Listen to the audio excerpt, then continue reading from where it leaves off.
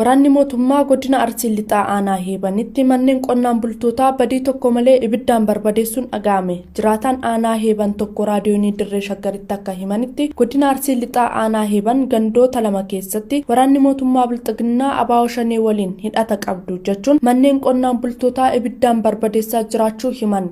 Ganda Sambaroo Robusaa fi ganda Sambaroo Dagaagaa Ona Heebanaa fi godina Arsii Lixaa keessatti qaama mootummaa kan hidhateen mootummaa Bilxiginnaa waraana Bilxiginnaatiin kan gubate manni qotee bultoota uummata nagaati. Innillee shanii wajjin waraana bilisummaa Oromoo wajjin hidhata qabdame waan jedhameef tolumatti uummata nagaa jalaa kan gubate ta'a. Liqaatee hanga mana 30 jala kan gubate gandoota lamaan keessatti.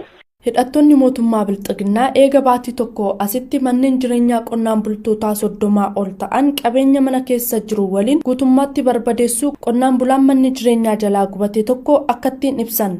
Mana obbo Bantuu Bariisaa mana 2, mana Hirphaa Bantuu mana 2, mana obbo Daddafii Nuuree mana 1, mana Guutaa Amaanaa mana 1, mana Badhaasoo Bariisoo mana 2, mana Abbaatee Dubbataa mana 1, mana Malkatoo Edaasoo mana 1, mana Galgoo Badachaa mana 1, mana Morkamaa Galgoo mana 2, mana Gammadaa Tukee mana 2, mana Daalee Seeraa. Kanaafanillee bifa beekaa. Waanuma waraanni bilisummaa Oromoo aanicha keessa socho'uuf qofa qaamoleen mootummaa Bilxiginnaa barjaa sobaa waraana bilisummaa Oromoo waliin hidhata qabdu jedhuun badii tokko malee shakkiidhaan manneen qonnaan bultootaa qabeenya waliin akka guban himan.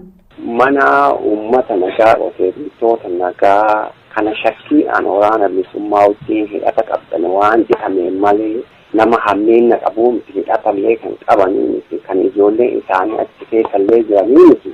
Naannuma waraanni bilisummaa Oromootti uffanitti shakkiidhaan uummata nagaa jalaa akkana jedhama. Haala qabatamaa aanaa Heeban keessa jiruun namoonni hedduun sobaan yakkamanii hidhamaa fi ari'amaa akkasumas qabeenyi isaanii ibiddaan barbadaa'aa akka jiruu fi haalli nageenyaa uummataas yaaddoo hammaataa jala jiraachuu eeran. Yaaddoon uummata sodaa nageenyaa qaban lafoota qotee bultoota illee akka hin qotamne dhooganii maatii kanneen hundaayyuu mana hidhaatti jiran haga ammaatu mana abbaa murteetti dhiyaannee uummanni ammoo yaaddoo nageenyaa bahee galii warraa fi hojjetii bulurraa yaaddoo saataa qaba waan nyaatu dhabee waan dhuguu dhabee badhee irratti hafee rakkachaa jira uummanni hanga ammaatti yaaddoon ammaan boodallee dhiibbaa jedhamee kamman nagaa illee deebi'ee tuqama deebi'ee waan jedhamu sodaa guddoo qaba uummanni. Wabii Waaqotu gabaase. Waraanni Bilxiginnaa aanaa Sooddoo Daaccitti qabeenya uummataa saamee kanneen hafan ibiddaan gubuun dhaga'ame. Waraanni sirna Bilxiginnaa tiksuuf baadiyyaa Oromiyaatti bobbaafame godina Shawaa Kibba Lixaa aanaa Sooddoo Daaccitti qabeenya uummataa saamuu madditti ibiddaan barbadeessuun dhaga'ame. Jiraattonni aanaa Sooddoo Daaccii odeessa raadiyoonii Dirree Shaggariif kennaniin akka jedhanitti hidhattoonni Bilxiginnaa waxabajjii 15 bara 2022 aanicha ganda Galaamolichaa bakka addaa Boonjaa jedhamtutti qabeenya namoota dhuunfaa saamaa fi ibiddaan gubaa oolan. Haaluma kanaan hidhattoonni kunneen obbo Takkuu Kumaa jalaa maallaqa qarshii 7,500 fi meeshaa suuqii, Garboo Qorichoo jalaa qarshii 17,500 fi meeshaalee suuqii, Biraanuu Araarsoo jalaa motora yaaphii tokko, Bokonaa Nagaashuu jalaa motora yaaphii tokkoo fi kan nama biraa tokko maqaan isaanii ammaaf hin baramin jalaas motora yaaphii tokko fudhachuun dhaga'ameera. Maallaqaa fi meeshaalee saaman kan fudhatanii deeman yoo ta'u dorgoqqeewwan yookaan motoroota sadan garuu ibiddaan akka barbadeessan jiraattonni himaniiru. Sochiin waboon naannichatti taasisaa jiru jabaataa dhufuu isaatiin waraanni Bilxiginnaa garas bobbaase uummata nagaa jiruu ofii gaggeeffachaa jiru waboo deeggartuu jechuun dararaa jiraachuu dabalanii dubbataniiru jechuun kan gabaase Gurmechaa Gammachuuti.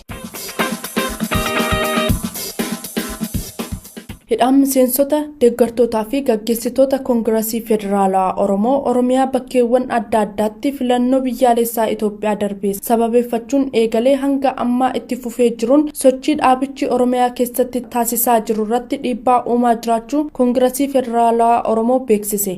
Gabaasa Diiban Jaarsoo Gurmechaa Gammachuu akka taanutti sinitti hima. Barreessaa olaanaan Koongireesii Federaalaa Oromoo obbo Xuruunaa Gamtaa ibsa gidduu kana kennaniin akka dubbatanitti Obbo Mustafaa Nugusee miseensa koree hojii raawwachiiftuu Koongireesii Federaalawaa Oromoo godina Shawaa Kaabaa yoo ta'u, mana hidhaa Qaallittii deemuun hidhamtoota siyaasaa Oromoo dubbiste jechuun qaamolee nageenyaa mootummaan erga butamanii waggaa tokko guutuuf deemaa kan jedhan Obbo Xurunaan, godina Arsii Lixaatti immoo miseensaa fi koree KFO aanichaa Obbo Hajii Araaroo hidhaa waggaa 6 itti murteessuun mana hidhaa keessatti dhukkubsachaa jiraachuu himaniiru. Godina Booranaa aanaa Daasii keessatti miseensa KFO barsiisaa Guyyoo Qanaa Holataa sababa kora sabaa lammaffaa KFO'n adeemsisee ture irratti hirmaate qofaaf hojii barsiisummaa mana barumsaa olaanaa Borborirraa xalayaa tokko malee ari'ameera kan jedhan Obbo Xurunaa Gamtaa, haaluma wal fakkaatuun godina Gujii aanaa Uraagaatti ammoo Obbo Waaree Loloo hidhaa irra deddeebiin rakkisuun mana murtii irraas dhoorkanii jiraachuu addeessaniiru.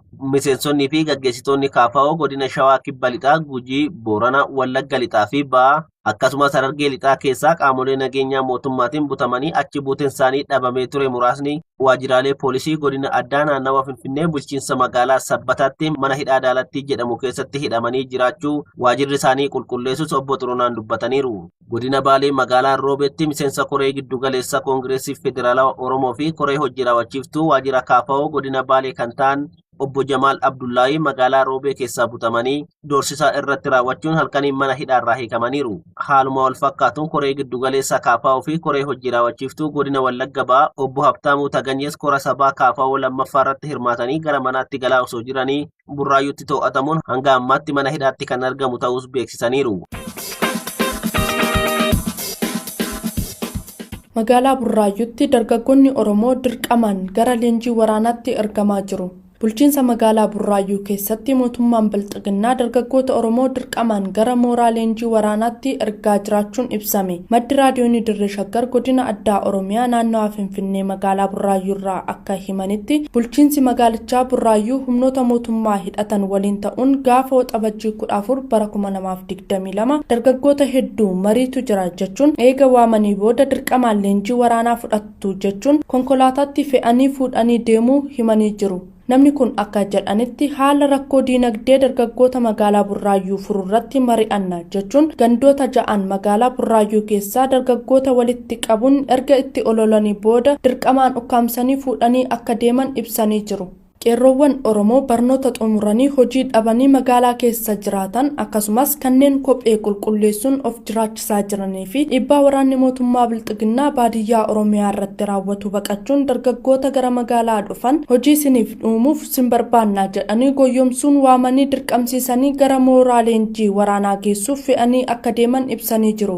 Ijoolleen hedduun dhuguma hojii nuuf uumanii rakkoo diinagdee keessaa nu baasu jechuun akka dhaqan kan himan maddi keenya qalbii ijoollee hatuudhaaf qarshii murtaa'ee harkatti kennanii fi yeroo leenjii xumurtan immoo miindaa ga'aa fi lafa mana jireenyaa bakka barbaaddanii isiniif kennina jechuun leenjii waraanaa akka hojii uumutti fayyadamanii ijoollee Oromoo du'aaf kaadhimaa jiru jedhan. Maddi raadiyoonii Dirree Shaggar odeessa qabatamaan keessoo Bilxiginnaatii argadhe jedhan kun akka jedhanitti dargaggoota yakkamtoota fakkeessanii qabuun gara mooraa leenjii waraanaatti erguuf mana puuliirraa deemanii dargaggoota ukkaamsuuf karoorfatanii akka jiran saaxilaniiru. Dabalataanis dargaggoota halkan karaa gubbaatti argatan kamuu maqaa sobaa ergama abaa'oo shanee raawwachuuf deemta jedhuun qabanii hidhanii gara waraanaatti erguuf karoora baafatanii hojjechaa jiraachuu himanii jiru. Dhumarrattis dargaggoonni Oromoo tooftaa fi karoora mootummaa Bilxiginnaa kana hubatanii bakkee oolmaa isaanii akka fooyyeffatan kan dhaaman maddi kun maatiin goyyomsaa sirni abbaa irree Abiyyi Ahmad lubbuu ilmaan Oromootiin aangoo isaa tikfachuuf taasisaa jiru beekee ijoollee isaa hordofuu fi gorsuu akka qabu hubachiisaniiru. Narsiibaa aanaa Muneessaa ganda eeban dhubboo keessatti Cibiraan Jaalladhii Gammadaa Buttaan eeban Arsii galgala toora sa'a lamaa irratti seenuudhaan waajjira iraarsaa PP fi mooraa waraanni kanaan dura keessa qubattee uummata itti hidhaa turte guutumaan guutuutti daaraa godhee jira. Leenconni abdii Oromoo Oboon zoonii giddugala Oromiyaa keessa sossoo'u godina Kaaba Lixa Shaggar aanaa Giraar Jaarsoo ganda Giinoo keessatti tarkaanfii ilaalessaa weerartoota PP irratti fudhateen battalatti 7 ajjeesuun madoo tokkoon adabeera. Lola kanaan qawwee keemmi 4 fi duubatti hafaa 6 akkasumas bilbila harkaa 2 galii qabsoo bilisummaa Oromoof oolchee jira. Guyyuma kaleessaa aanaa hidha bu'a bootee ganda qurquraa keessatti tarkaanfii fudhateen 2 harkaan qabachuun booji'ee jira. Gama meeshaan qawwee keemmi 1 fi M40 1 galii qabsoo bilisummaa Oromoof taasisee jira.